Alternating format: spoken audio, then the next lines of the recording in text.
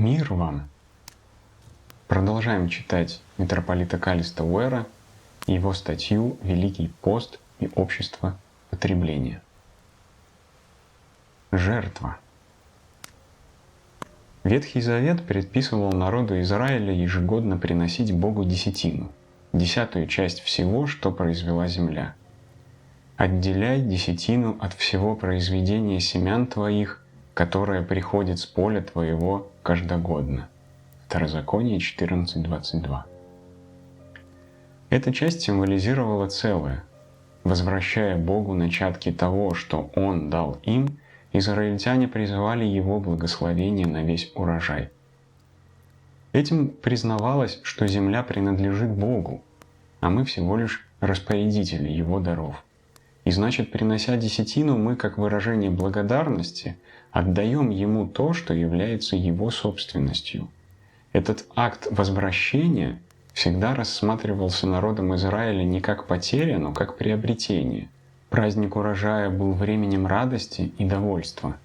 «И веселись перед Господом Богом твоим ты, и сын твой, и дочь твоя, и раб твой, и раба твоя, и левит, который в жилищах твоих, и пришелец, и сирота, и вдова, которая среди тебя». Второзаконие 16:11. Эту идею принесения десятины ранние христиане применили и к Великому посту. Время поста рассматривалось как 10-я часть года, отданная Богу. Соблюдая пост, мы свидетельствуем, что и вся наша жизнь в целом, и каждый ее миг дарован нам Богом. И принося часть, мы призываем Его благословение на все целое.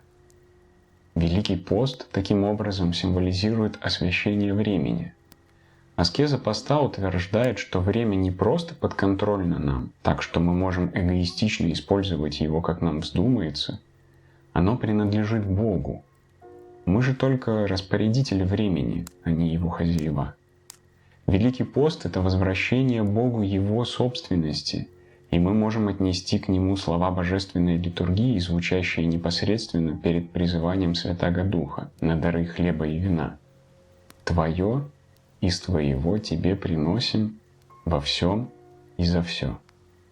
Более того, точно так же, как для израильтян принесение десятины было временем радости, приобретением, а не лишением, так это может быть и для нас.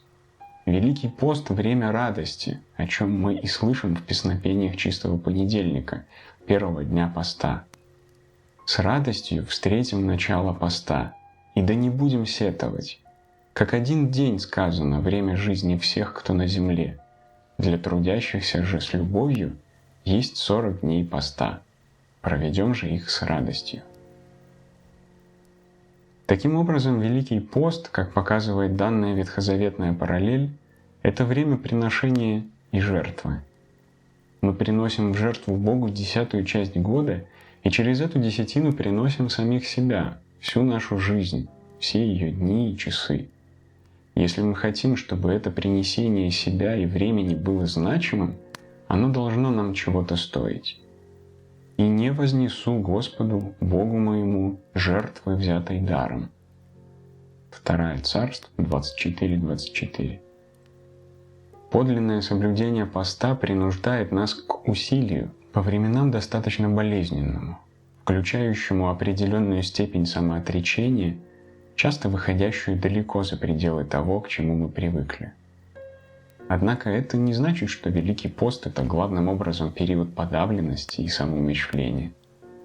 Наша христианская десятина, как и еврейский праздник принесения первых плодов, — время радости.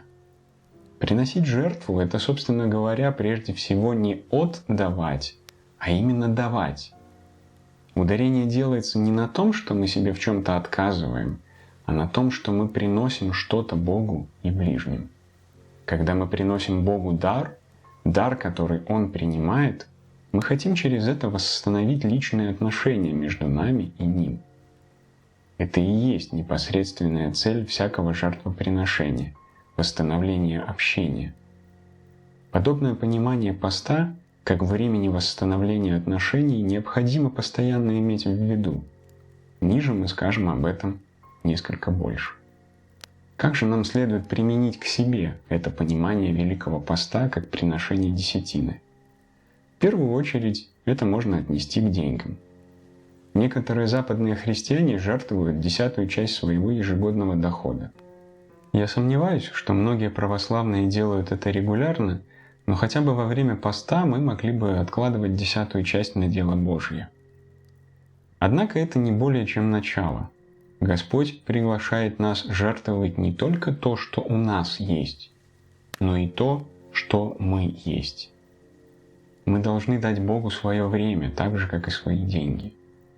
Больше, чем в любую другую часть года, мы должны уделять времени Богу в молитве, а нашим ближним в делах служения и диаконии, посещая больных и одиноких в странноприимстве, ответив на письма, на которые мы долго забывали ответить, и написав письма всем тем, кем мы так долго пренебрегали. Разве не можем мы таким образом принести Богу хотя бы 10-ю часть того времени, которое мы не спим? Скажем, 12 часов каждую неделю поста.